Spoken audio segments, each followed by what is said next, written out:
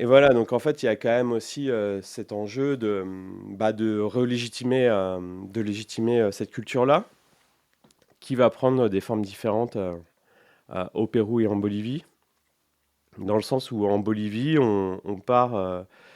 Bon, on est aussi hein, dans un contexte international assez propice parce que c'est en fait 1990, c'est aussi la décennie où dans les organisations internationales, on va beaucoup porter euh, l'enjeu de la défense des droits des peuples autochtones. Et en fait, les dirigeants du tropique de Cochabamba, ils voyagent aussi beaucoup à l'étranger et ils vont un peu s'arrimer à ça et ils vont retraduire des symboles nationaux. euh, donc, ils vont euh, autour de la coca, donc défendre le fait que c'est une culture originaire, ancestrale des peuples autochtones. Et donc, en fait, on voit beaucoup de symboles qui sont liés autour de ça, euh, notamment l'usage de la Wifala, qui est en fait un drapeau, euh,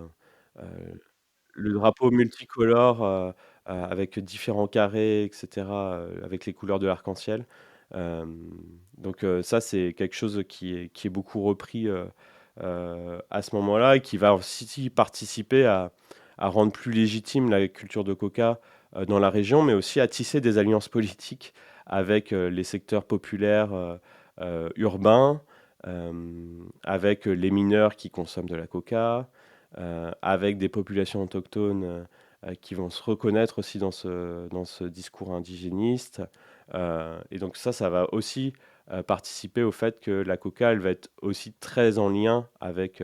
à l'identité du parti politique qui se forme à ce moment-là, avec à sa tête Evo Morales, qui est le parti politique